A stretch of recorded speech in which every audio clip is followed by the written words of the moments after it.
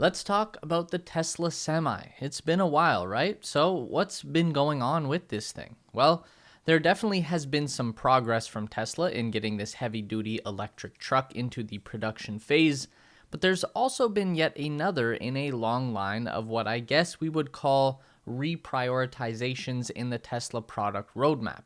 That is probably going to keep the Semi largely on the sidelines for at least another year. But in the meantime, there is still a really important conversation to be had about the state of the trucking industry and where electrification and autonomy fit into that picture. Even if it does come 4 or even 5 years late, the semi-truck is easily one of the most significant products that Tesla has ever developed, and we'll get into some reasons why that is.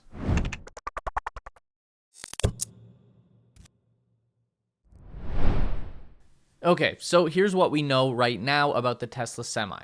There has been limited production of the vehicle happening near Tesla's Gigafactory in Nevada.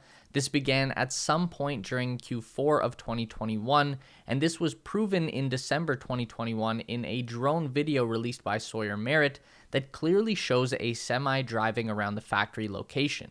We've also seen Tesla install a handful of megacharger stations at that facility that are specifically for the purpose of fast charging the massive battery packs inside the Semi. These same megacharger stations have also been installed at the Frito-Lay facility in Modesto, California. Photos were released on January 29, 2022 that show at least 2 charging stations looking finished and ready to go. We know that Frito-Lay is at the top of the list to receive the first batch of 15 road-ready Tesla Semis, and the rumor mill was set into high gear by comments from the company CEO in November saying that he expected delivery of the trucks by the end of the year. Obviously, that was not the case, but we do see progress at the very least.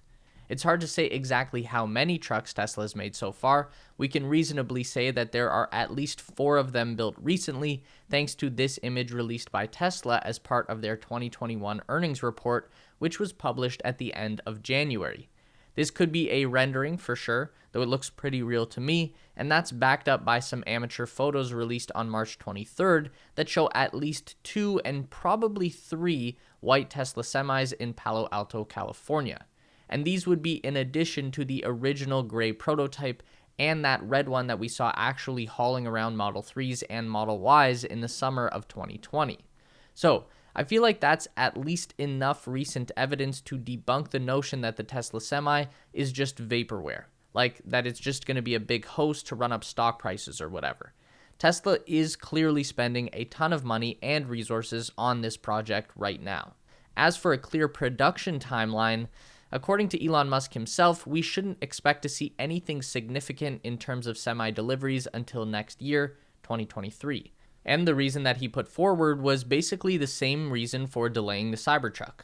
Tesla needed to focus on volume production this year to start making up for the massive imbalance in their vehicle supply and demand equation. The Model Y is just too popular for its own good. Tesla is fighting a losing battle trying to keep up with demand for these things. Model 3 is also still massively popular, but the Model Y has overtaken as the top-selling electric car in 2022. So, Tesla is not going to do anything with their product development that will slow down production of the Model Y. Elon said that by introducing a new product into the fold, they would actually reduce the overall number of vehicles the company could deliver in a year, and right now, that's not a sacrifice he is willing to make. So the first thing they need to do is bring Model Y to volume production at Giga Texas, and only after that can they turn attention to building out production lines for the Semi and the Cybertruck. I want to talk about an article that was published recently by the Automotive News, where they write about how autonomous driving will become essential for long-haul trucking to remain a sustainable industry. And by extension, they identify the biggest opportunity for the Tesla Semi in this market. Do you remember during the Tesla Bot presentation last summer when Elon Musk said he wanted robots to take over human jobs that are boring, repetitive, and dangerous? Long-haul trucking checks all of those boxes, and it's not even a worthwhile job to have for the employee. So your average long hauler spends 300 days per year on the road, driving in more or less of a straight line down interstate highways night and day, and they take home a salary of about $47,000 per year. It's kind of brutal. The short haul routes are much more difficult to drive, but they pay much better and attract the more experienced truckers. Not surprisingly, the long haul workforce tends to turn over entirely once every 12 months or so. At the moment, the long haul trucking industry is short about 61,000 drivers, according to the American Trucking Association. Now, of course, there are a number of factors at play, some of which have sparked a small faction of truckers to form convoys and air their grievances in a very loud and public fashion. But the heart of the matter remains that this is a boring, repetitive, and dangerous job with grueling work hours that doesn't even pay very well, and people just don't want to do it, at least not for any longer than they have to. The driver shortage is so bad that American trucking companies are trying to import drivers from other countries to fill the gap. Truck lobby is even seeking to lower the minimum age for interstate drivers to 18 from 21. So when it comes to piloting an 80,000-pound machine going 75 miles an hour, the choice might come to a teenager or a robot.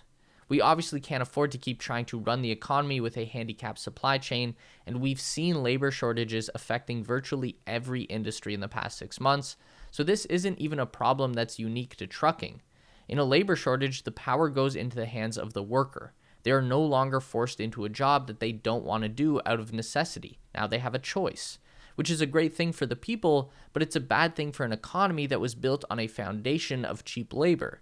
And if we believe Elon Musk in his fear of population decline and record low birth rates, then we can expect that this problem will never get better, only worse.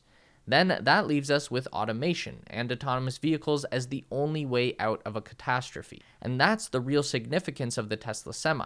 The truck itself is great. It will probably be a very efficient platform that will save companies a bunch of money on fuel and maintenance, and it will help to reduce our global emission problems. Did you know that heavy trucking accounts for about 1% of all vehicles on the road, while producing about 17% of all vehicle pollution?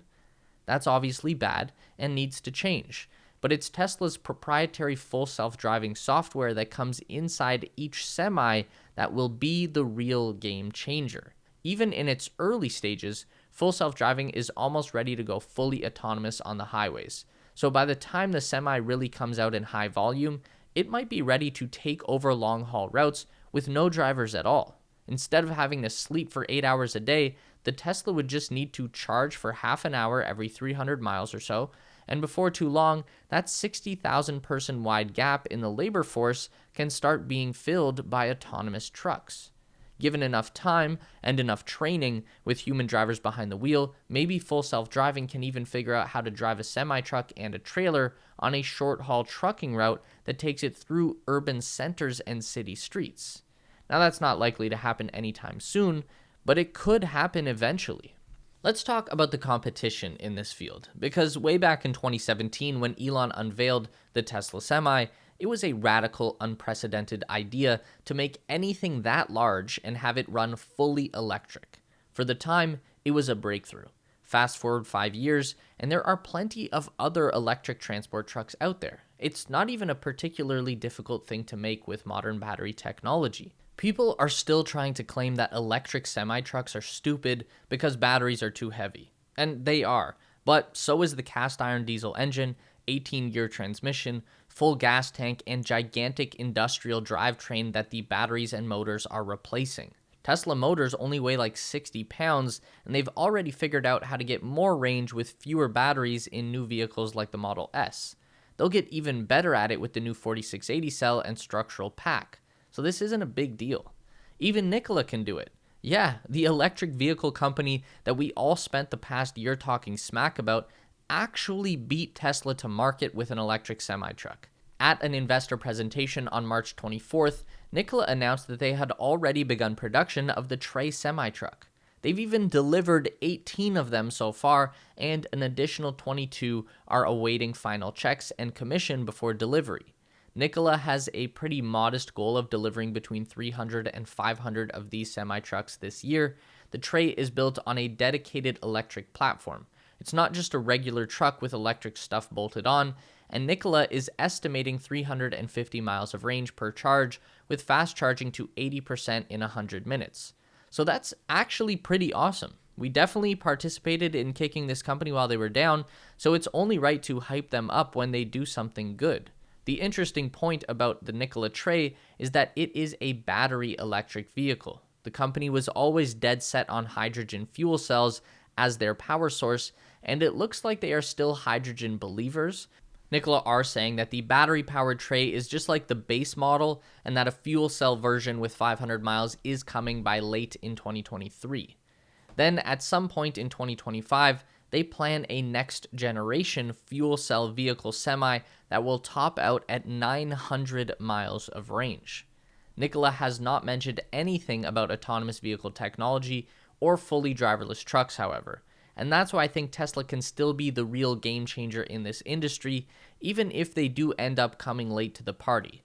And of course, we can talk about Volvo, who are making all kinds of electric semi-trucks right now, and Chinese companies who are doing it too. But none of them have the artificial intelligence and robotics capabilities that Tesla does. No one else is even close in that regard, and that's why I thought it was important to bring in that whole bit about driver shortages in trucking.